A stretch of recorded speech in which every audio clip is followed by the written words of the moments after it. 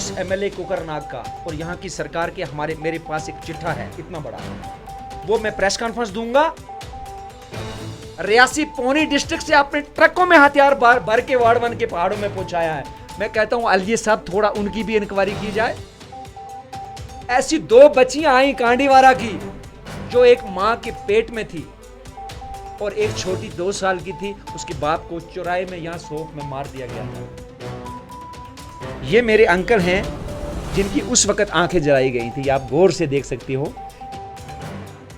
हमारी भेड़ बकरियां लूटी गई, हमारे ऊपर इतना जुल्म हुआ, लेकिन आज तक कोई इंसाफ नहीं मिला। मैं एलजी गवर्नर साहब मनोज सिन्हा साहब, मैं आपको सैल्यूट करने आया हूं। मेरे आंखों में भी इस वक्त वो दर्द, मेरी आवाज में अब वो दर्द लग रहा होगा।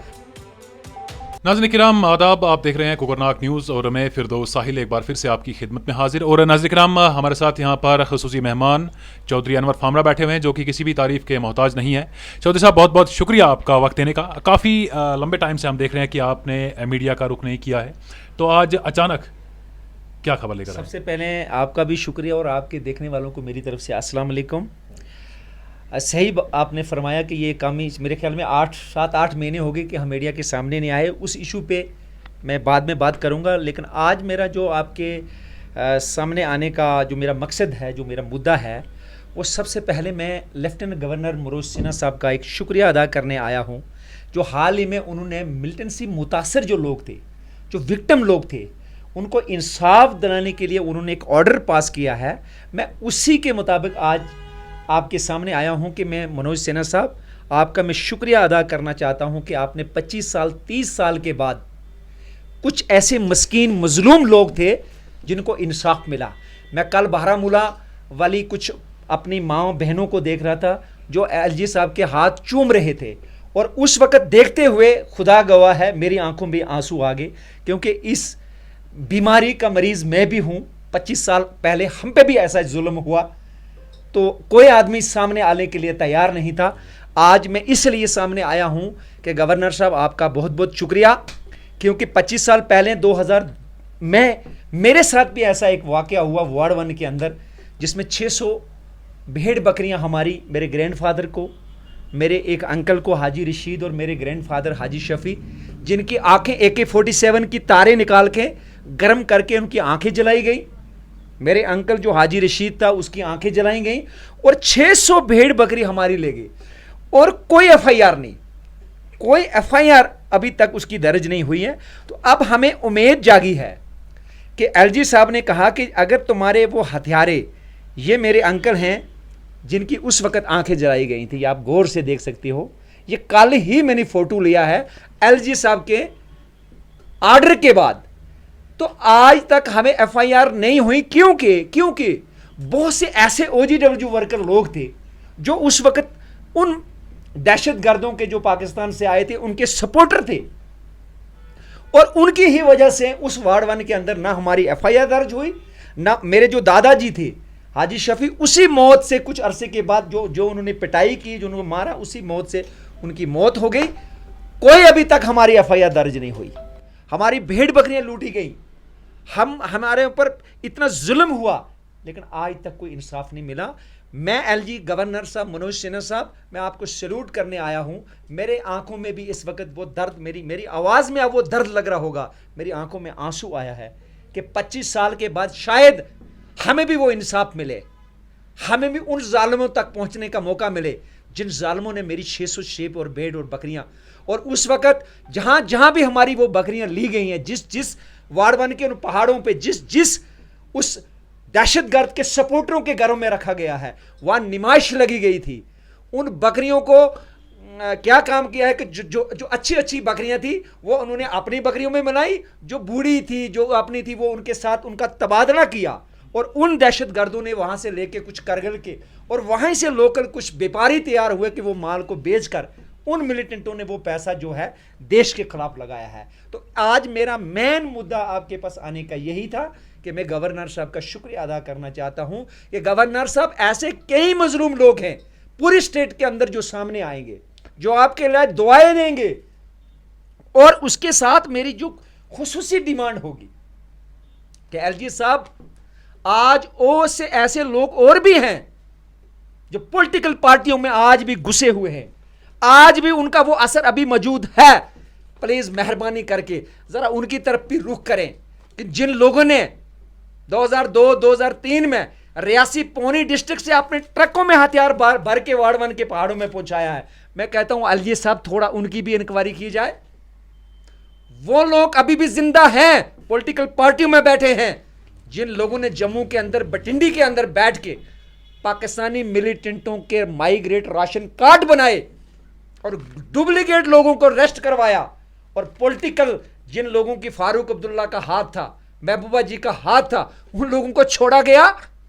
जरा उनकी तरफ भी जाएं कि वो कौन लोग थे जिन्होंने उन लोगों को, पाकिस्तान के बंदे को, पाकिस्तान के मिलिटेंट को रिलीफ राशन कार्ड बना के दिया, उसको मकान खरीद के बटिंडी के अंदर दिया और बाद में वो पकड़ा गया।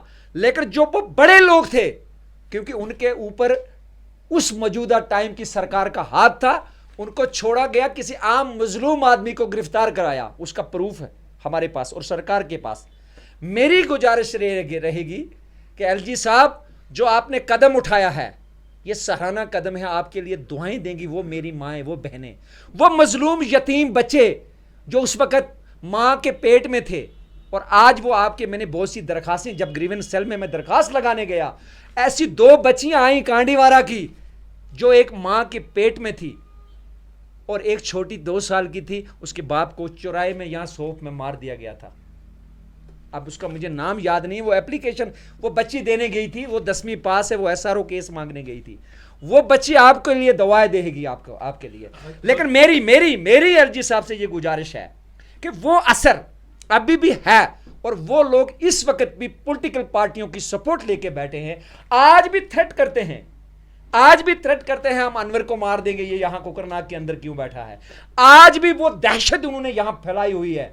हमारी जमीन जो थी अंदरमान से हम छोड़ के भाग गए, हम माइग्रेट रजिस्टर हो गए जम्मू के अंदर, लेकिन 25 साल के बाद हमें इंसाफ की उम्मीद जागी है, वो मनोज सिन्हा साहब से।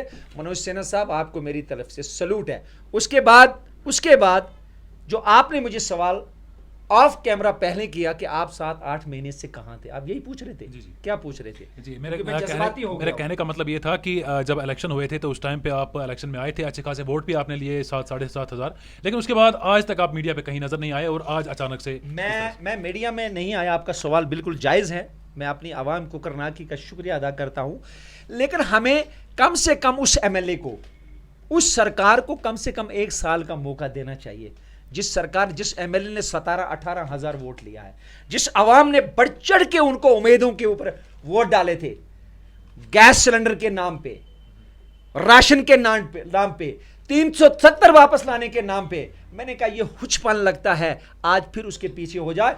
इंशाल्लाह इस एमएलए कोकरनाग का और यहां की सरकार के, मेरे पास एक चिट्ठा है इतना बड़ा, वो मैं प्रेस कॉन्फ्रेंस दूंगा, आप मेरे साथ होंगे, आप लोग भी इसमें आगे आइए। लेकिन आज का जो मेरा मुद्दा था, आप मेरी आवाज में ये दर्द देख सकते होंगे, मेरी आंखों में आंसू अल्लाह गवाह आ रहे हैं। जब मेरे दादा, मेरे चाचा को कल मैंने फोन किया, हाजी रशीद साहब को, मैंने बोला क्या हुआ था, बोला उस मिंजल गांव गरवास से जब मेरे दादा की दाढ़ी यहां से उठा दी गई और उसकी आंखें जलाई गई, और वहां वली मोहम्मद नाम का एक कश्मीरी था, वली मोहम्मद रातर नाम लूंगा, उस वक्त वार्ड 1 के अंदर गाड़ी नहीं थी, उसने उसको घोड़े पे बिठा के गावरन में पहुंचाया, और वापस हम पत्नी टाप में छुप के बैठे थे।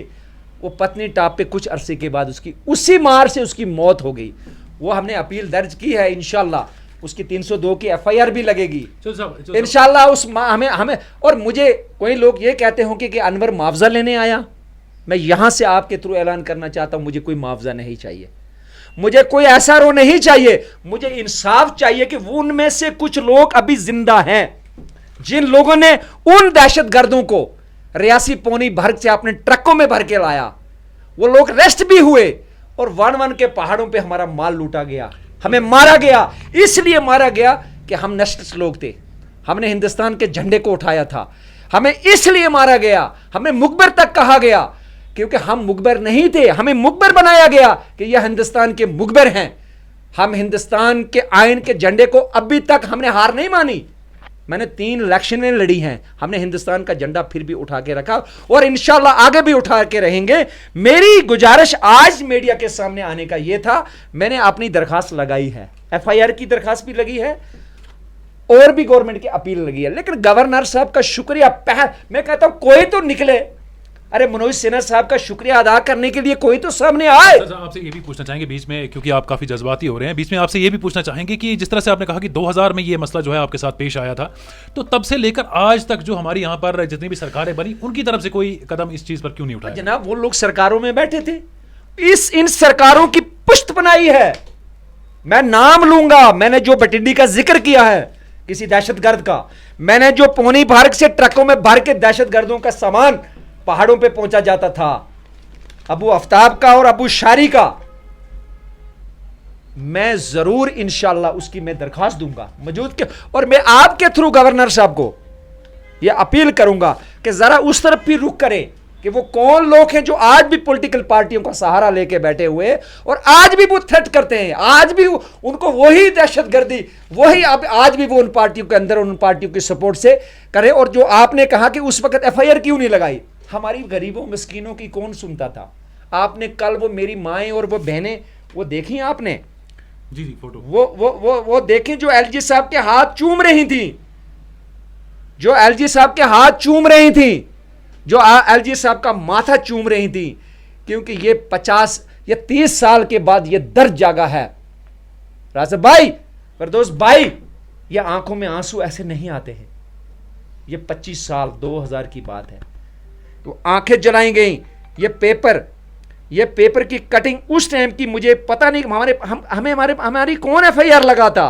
एक कटिंग, ये माए, ये देखो, ये 2000 की कटिंग, ये हम माए बहनें थी हमारी जिनकी आंखें जलाई गई, जिनका माल लूट के ले गए, लेकिन वो लोग अभी भी छाती तान के गवर्नमेंट की जमीनें बेचकर आज भी वो लोग दहशतगर्दी चला रहे हैं, उनको कोई पूछने वाला नहीं है। इस SRO केस, इन विक्टों के बाद मनोज सिन्हा साहब जरा उनकी तरफ रुख करें कि कौन लोग थे जो यहां दहशतगर्दी को सपोर्ट करते थे, कौन लोग थे जो वारवन के पहाड़ों पे मिलिटेंटों की सपोर्ट करते थे। जरा उनकी तरफ अपना रुख बदले और जहां मेरी जरूरत पड़ेगी प्रूफ देने की, ऑन कैमरा कह रहा हूं, इंशाल्लाह मैं आपको प्रूफ दूंगा। एक टीम स्पेशल बनाई जाए और उन लोगों की वेरिफिकेशन कराई जाए, बाकी जिन लोगों के साथ जुल्म हुआ है पूरे स्टेट के अंदर उनको इंसाफ दिया जाए। शुक्रिया, बहुत बहुत शुक्रिया। तो नाज़रीन किराम, ये थे चौधरी अनवर फामरा हमारे साथ, जो कि ये कहते कहते भी काफ़ी जज्बाती हो गए थे, और इनका यही कहना था कि जिस तरह से LG मनोज सिन्हा की जो पहल ये उठाई गई है कि जो भी यहाँ पर मिलिटेंसी से मुतासिर जो लोग हुए थे उनको जो है आपने खुद बखूबी देखा होगा कि कुछ फैमिलीज़ को जो है अपॉइंटमेंट लेटर्स भी दिए गए और बाकी की अभी भी तहकीकात चल रही है। सभी लोगों का हमारे साथ जुड़ने के लिए बहुत बहुत शुक्रिया। अभी के लिए इतना ही, दीजिए इजाज़त, अल्लाह हाफिज़।